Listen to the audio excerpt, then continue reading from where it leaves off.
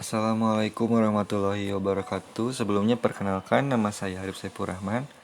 Di sini saya akan menjelaskan tentang kerjasama tim dan partisipasi dalam meningkatkan kinerja pada mata kuliah budaya organisasi. Berikut adalah learning objektif atau tujuan pembelajaran pada bahasan ini.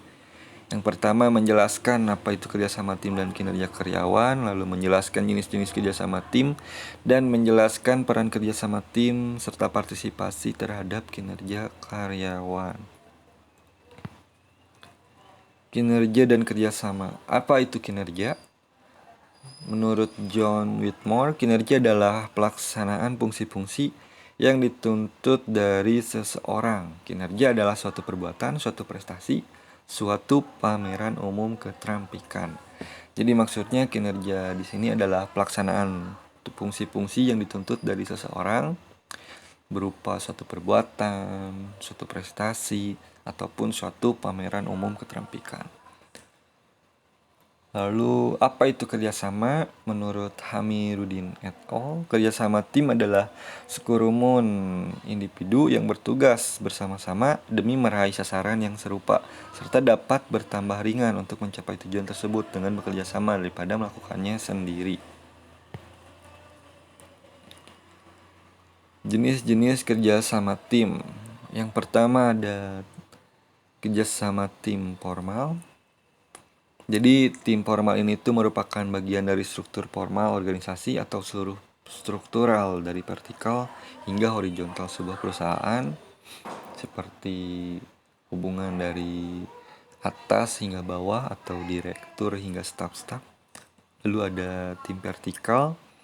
Jadi tim vertikal ini tuh contohnya seperti hubungan antara seorang manajer dan bawahannya dalam rantai komando formal atau kerjasama tim antara atasan dengan bawahan. Kemudian tim horizontal yang merupakan tim khusus yang diciptakan di luar organisasi formal guna mengerjakan proyek, kepentingan atau kreativitas khusus.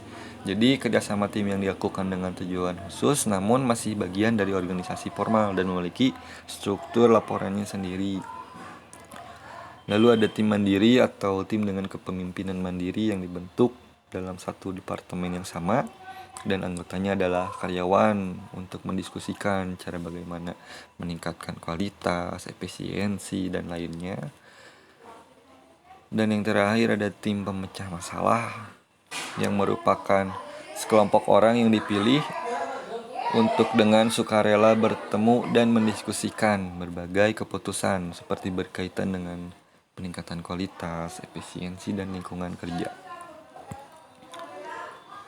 Peran kerjasama tim terhadap kinerja.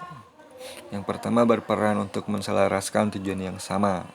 Jadi ketika semua anggota tim mendayung ke arah yang sama, pasti kapal yang didayung atau tujuan yang ingin dicapai kan akan lebih cepat sampai ke tempat tujuan daripada jika ada anggota tim yang mendayung ke arah yang berbeda, berlawanan, ataupun tidak mendayung sama sekali karena bingung ke arah mana harus mendayung. Sehingga harus kita pastikan bahwa tim ini tuh harus memiliki tujuan dan semua anggota tim tahu benar tujuan yang hendak dicapai bersama agar mereka tidak bingung ke arah mana harus mendayung, sehingga mereka yakin akan tujuan tersebut. Lalu ada meningkatkan antusiasme. Lalu yang ketiga ada share power. Maksud share power di sini adalah berperan untuk memberikan kesempatan kepada setiap anggota tim untuk menjadi seorang pemimpin dan menunjukkan kekuasaannya di bidang yang menjadi keahlian dan tanggung jawab masing-masing, sehingga mereka nanti akan merasa ikut bertanggung jawab untuk kesuksesan tercapainya tujuan bersama. Lalu yang keempat, menunjang keahlian atau menciptakan sekelompok orang dengan berbagai keahlian yang berbeda berkumpul dalam satu tim guna mempermudah dan mempercepat pekerjaan yang diselesaikan. Lalu ada resolusi konflik. Peace is not the absence of conflict but the presence of justice. Bisa berkaca dari ungkapan tersebut yang merupakan ungkapan dari Martin Luther King, di mana hal ini berlaku pula pada pencapaian sebuah tujuan. Karena dalam mencapai tujuan, mungkin saja ada konflik yang harus dihadapi, tetapi konflik ini tuh tidak harus menjadi sumber kehancuran tim. Sebaliknya, jika konflik ini dapat dikelola dengan baik, bisa saja dijadikan sebagai senjata ampuh untuk melihat satu masalah dari berbagai aspek yang berbeda, sehingga bisa diperoleh cara baru, inovasi baru, atau perubahan yang memang diperlukan untuk melaju lebih cepat ke arah tujuan. Lalu yang keenam, komunikasi yang efektif, dan yang terakhir berperan untuk mengetahui tanggung jawab yang jelas. Jadi jika semua ingin menjadi pemimpin, maka tidak akan ada yang mendayung. Sebaliknya, jika semua ingin menjadi pendayung, maka akan terjadi kekacauan karena tidak ada yang memberi komando untuk kesamaan waktu dan arah mendayung.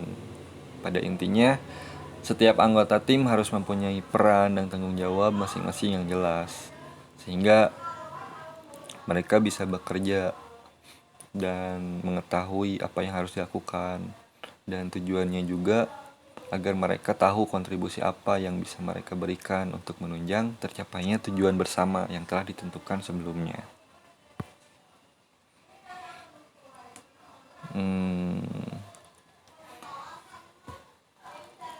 Kesimpulannya, jika kita ingin meningkatkan kinerja sebuah organisasi, maka dengan kerjasama dan partisipasi yang diterapkan dapat membuat perkembangan yang signifikan, di mana seluruh anggota perusahaan akan memberikan kontribusi yang maksimal. Karena kita ketahui juga manusia adalah makhluk sosial yang saling membutuhkan satu sama lain, dan dengan kerjasama tim, seluruh tujuan yang dimiliki serta rintangan yang dilewati dapat terselesaikan dengan mudah dan cepat, atau pekerjaan dapat dilakukan secara efektif dan efisien secara sistematis, sehingga bisa kita ketahui bahwa kerjasama tim dan partisipasi ini tuh sangat berpengaruh terhadap peningkatan kinerja sebuah perusahaan.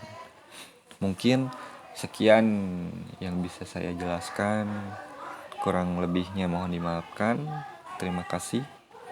Saya tutup presentasi ini dengan sebuah quotes. The weak can never forgive. Forgiveness is the attribute of the strong.